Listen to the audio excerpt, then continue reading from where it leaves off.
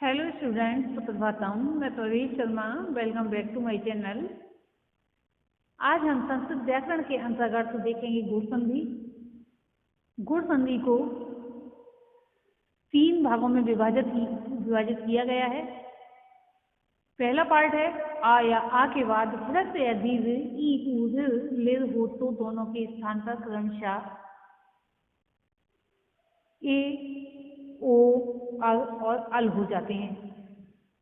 तथा दूसरा पार्ट है ह्रस्व या दीर्घ आ के बाद ह्रस्व या दीर्घ ऊ परे होने पर ओ हो जाता है। तथा तीसरा भाग है ऋ यानी कि आ के बाद ह्रस्व या दीर्घ ऋ परे होने पर आदेश हो जाता है। तो सबसे पहले हम देखेंगे आ या आ यानी कि ह्रस्व या दीर्घ आ के बाद ह्रस्व या दीर्घ ई उ विर लिर हो तो दोनों के स्थान पर क्रमशः ए ओ अल और अल हो जाते हैं। इसको हम एक चार्ट से देख लेते हैं। इसमें हम देख रहे हैं आ प्लस ई बराबर ए। आ यानी कि जो दीर्घ आ और दीर्घ ई है, आ प्लस ई बराबर ए। फिर ह्रस्व आ प्लस ई दीर्घ है तब भी ए निष्पन्न हो रहा है। आ दीर्घ तथा ई ह्रस्व होते हुए भी इनके मिलने पर ए निष्पन्न हो रहा है। तो ये स्थिति होने पर गुण संधि होती है। इसके हम एग्जाम्पल्स आगे देखेंगे। गुण संधि का सूत्र है आधगुणा, और आधगुणा सूत्र हमें ध्यान रखना चाहिए क्योंकि कभी कभी प्रश्न ये पूछ लिया जाता है कि गुण संधि का सूत्र क्या है। तब इसका आंसर होगा गुण संधि का सूत्र आधगुणा है। अब हम देखते हैं एग्जाम्पल के रूप में कुछ शब्द। देवेंद्र, जब हम इसका संधि करेंगे देव प्लस इंद्र बनेगा, विच्छेद होगा।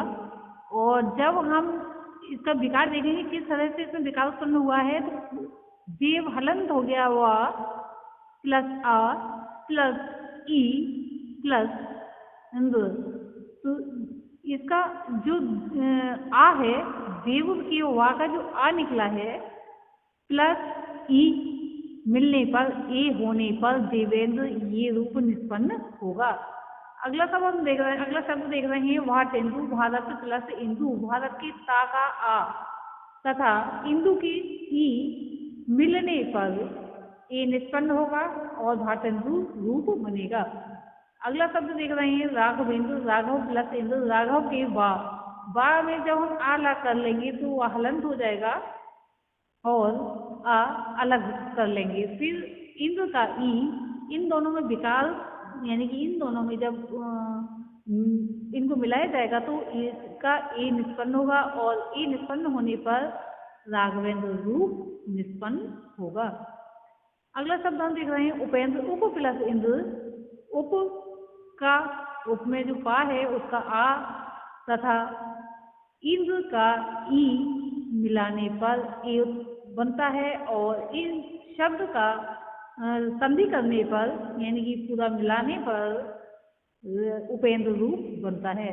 अगला शब्द देख रहे हैं हम दिनेश। दिन प्लस ईस, दिन ना का आ तथा हम देख रहे हैं दिनेश शब्द फिर से देख लेते हैं। दिन प्लस ईस, दिन के ना का आ तथा ईस का ई मिलाने पर ए निष्पन्न होता है। इन दोनों का ए हो गया और जब इसका संधि करेंगे तो दिनेश रूप निष्पन्न होगा। अगला शब्द हम देख रहे हैं रमेश। स्थिति वही है रमा प्लस ईस, रमा का आ दीर्घ आ निकल रहा है, ईस का ई ये भी दीर्घ है, इनका मिलाने पर ए निष्पन्न होता है और इसकी संधि करने पर इस जो विच्छेद किया हुआ है पूरा इसकी संधि करने पर रमेश रूप निष्पन्न होगा। अगला शब्द देख रहे हैं हम उमेश। उमा प्लस ईस, उमा का दीर्घ आ निकलेगा और ईस का दीर्घ ई, इन दोनों को मिलाने पर ए निष्पन्न होगा और संधि करने पर पूरे शब्द की उमेश रूप निष्पन्न होगा। यहाँ पर ये ध्यान रखना आवश्यक हो जाता है गुण संधि में ए आए अथवा ओ ये ह्रस्वी रहते हैं, दीर्घ नहीं होते। अगर हम दीर्घ कर देंगे तो संधि का रूप ही बदल जाएगा।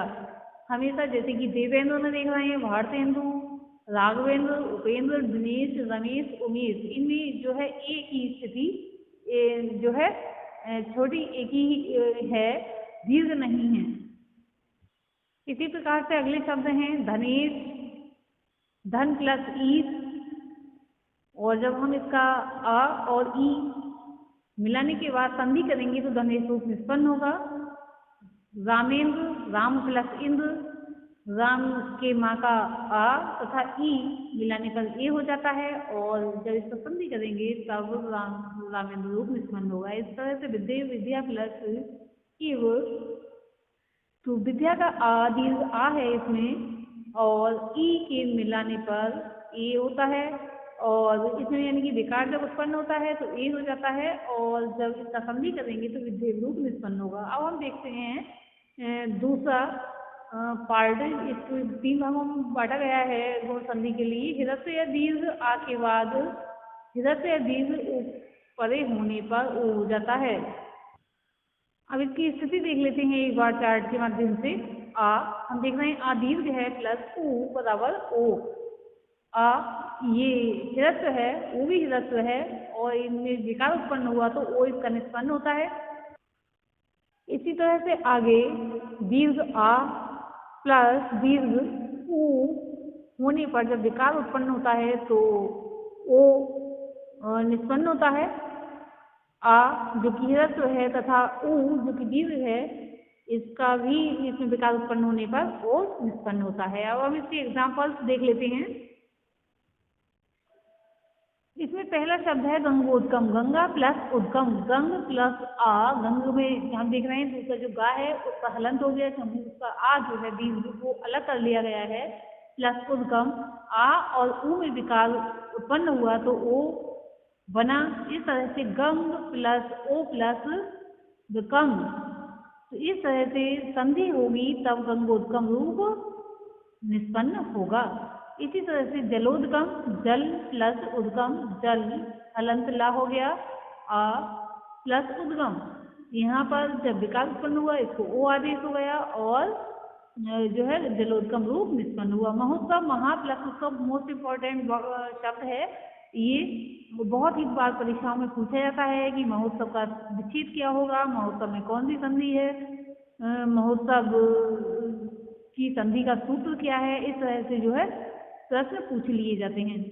तो महोत्सव, महा प्लस उत्सव, मह क्योंकि हलंत हो गया अलग करने पर, प्लस आ जो कि दीर्घ है, प्लस उत्सव, यहाँ पर आ और ऊ में विकार होने पर ओ निष्पन्न होता है तथा संधि करने पर महोत्सव रूप बनता है।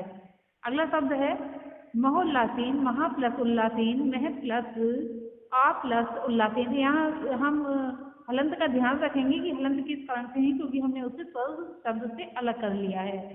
आ प्लस ऊ का ओ होने पर मह प्लस ओ प्लस जो है लासेन, ये शब्द महोल्लासेन शब्द निष्पन्न होगा। महोदय, महा प्लस उदय, मह प्लस आ प्लस उदय, इस तरह से आ प्लस ऊ का ओ होने पर मह ओ दय महोदय रूप निष्पन्न होगा। गंगोर्मी, ये भी बहुत इम्पोर्टेंट शब्द है।